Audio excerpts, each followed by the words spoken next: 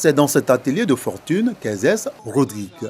Handicapé physique, il s'est spécialisé dans l'art visuel, notamment la calligraphie, le dessin et la poterie. Ce métier, je suis né avec, je suis autodidacte, je suis ni allé à l'école. Je suis né avec cet handicap, donc, qui a été un frein à ma scolarisation. Depuis l'âge de 7 ans déjà, je pratiquais déjà ce métier. Rodrigue a déjà remporté plusieurs prix à différents concours de vacances culture. Pour accompagner Rodrigue dans le développement de ses activités, il reçoit un chèque de 700 000 francs CFA. Les 700 000 vont servir à m'acheter du matériel, à véritablement construire un local. Je vais véritablement moderniser mon lieu de travail. Comme lui, ils sont 150 jeunes de Guibérois, de Galembré et de Dignago qui reçoivent des chèques pour un montant global de 67 millions de francs CFA pour le financement de leurs activités génératrices de revenus. Depuis fort longtemps, je voulais vendre du riz local, je n'ai pas les moyens. Aujourd'hui, j'ai reçu un prêt pour commencer mon commerce. Ça vous prend du riz local ici pour aller vendre à Abidjan. Depuis petit, j'ai fait les affaires, donc ça a changé beaucoup de choses dans ma vie.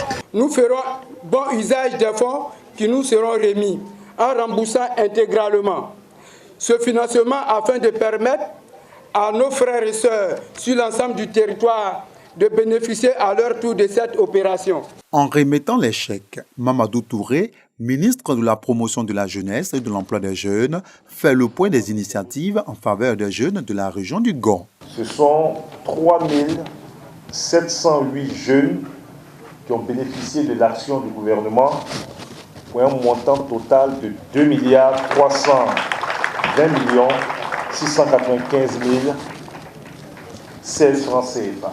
Si nous avons pu faire Agir 3, c'est parce que la plupart des jeunes qui ont bénéficié des prêts dans le cadre d'Agir 2 ont commencé à rembourser, et ce qui permet donc au gouvernement de prendre les ressources remboursées pour prêter à d'autres jeunes qui sont en attente de financement.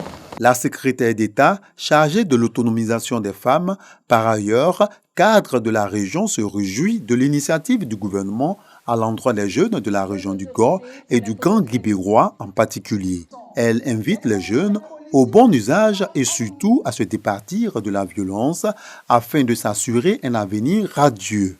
Vous à qui la chance sourit ce jour, je voudrais vous féliciter pour votre patience, mais plus encore pour le choix que vous avez opéré, celui de devenir acteur de développement de votre localité, de devenir des piliers qui soutiendront vos familles et vos communautés. Je vous exhorte à faire preuve d'abnégation et de courage. Cette remise de chèques constitue la première étape d'une série d'actions en faveur des jeunes de ces 3 sous-préfectures. Les jeunes sont invités à soumettre leurs projets à l'Agence Emploi Jeunes pour bénéficier de financement.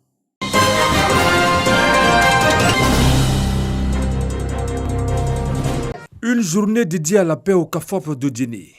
Danse du terroir, chants et défilés pour démontrer la diversité ethnique de la Côte d'Ivoire. La 38e promotion du CAFOP de Djenné s'engage dans la promotion de la paix en Côte d'Ivoire.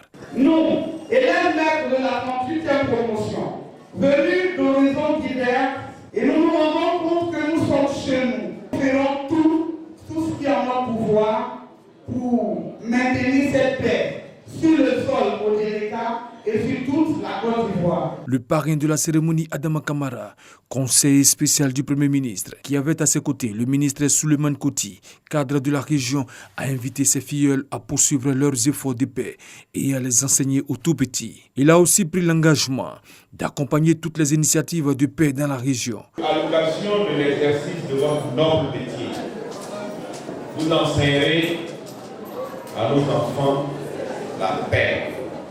Vous enseignerez à nos enfants les vertus de la paix. Souvenez-vous bien que notre pays, pendant longtemps, souffle et souffle-poignée. Une de ces citations qui fut extrêmement célèbre était « La paix n'est pas un vain mot, la paix c'est un comportement ». Avant la cérémonie, le parrain Adama Kamara a marqué une halte à l'inspection de l'enseignement primaire et préscolaire au Djenné 1.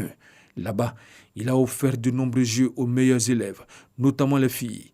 Jeux composés essentiellement de tablettes. Objectif, encourager l'excellence à l'école et la scolarisation de la jeune fille dans la région.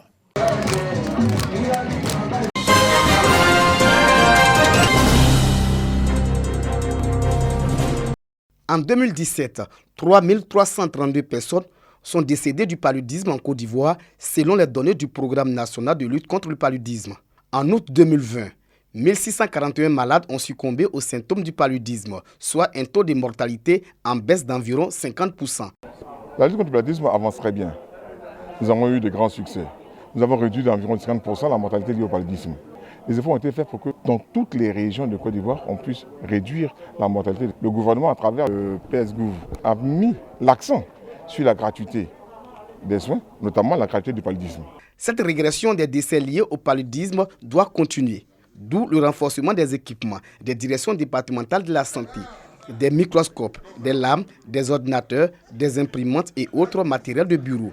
D'un coût global de 200 millions de francs CFA, dont 100 millions de l'État de Côte d'Ivoire et 50 millions du Fonds mondial. Des équipements pour améliorer la qualité des données sur le paludisme. Tout ce matériel qui va permettre à mes sites sentinelles de travailler, de retracer les données afin que nous puissions disposer de données de qualité, en tout cas en ce qui concerne la lutte contre le paludisme. Le directeur général de la santé exhorte ses collaborateurs à travailler pour crédibiliser les données collectées dans les régions. Nous remonter d'informations de qualité pour nous permettre de prendre les bonnes décisions. Parce que c'est à travers la qualité des données que les bonnes décisions se prennent. C'est ce que nous attendons de nos collaborateurs sur le terrain. Concernant l'utilisation des moustiquaires imprégnés visant à lutter contre le paludisme, les chiffres sont en hausse. Le taux d'utilisation de la moustiquaire imprégnée est passé de 33% en 2012 à 63% en 2020.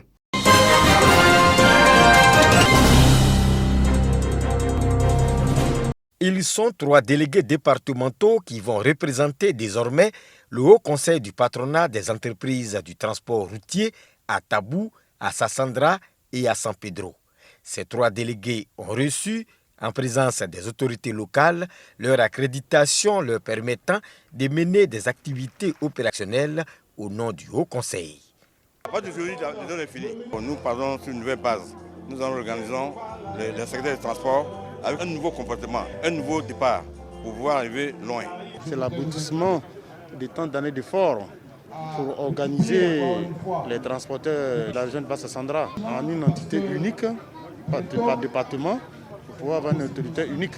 Donc vraiment, nous sommes plus heureux qu'eux-mêmes les transporteurs.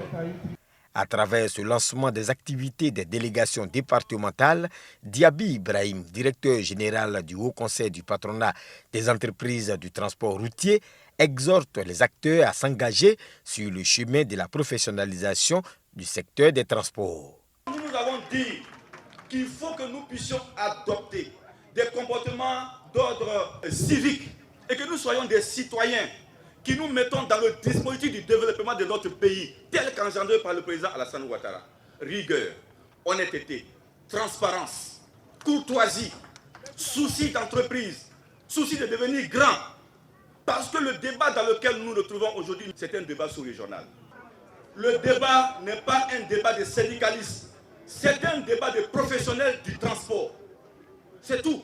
Le directeur général du Haut Conseil du patronat des entreprises du transport routier a saisi l'occasion pour se rendre dans des gares routières pour sensibiliser les usagers sur la menace de la Covid-19 qui plane toujours. Je constate que vous voyagez mais vous n'êtes pas protégé. Vraiment, je voudrais vous encourager à ça. Puis la question de la distance, tout ça, c'est des choses que vous devez observer. Même les passagers là. Madame, il faut porter le cache-nez, c'est important.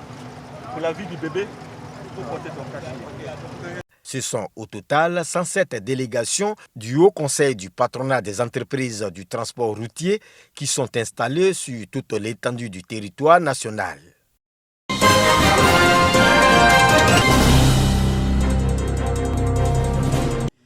Sayué est un village situé dans le département de Sikensi. Ici, les fidèles chrétiens de l'église méthodiste unie se sont rencontrés pour le 4e synode de leur communauté. La vie et la marche de l'église dans la localité sont soumises à réflexion. Un bilan des activités est établi avec des résolutions et recommandations. C'est une réunion de bilan et d'évaluation. Mais c'est une réunion aussi pour faire des projections sur l'avenir de l'Église, dans son développement, dans sa construction. Et comme nous sommes un nouveau district, notre préoccupation, c'est de poser les bases, les fondamentaux de la gestion, la bonne gestion de ce district. Cette rencontre a permis également de passer en revue les conditions de consolidation de la foi et surtout la vie de la veuve ainsi que de l'orphelin dans la société et dans l'Église.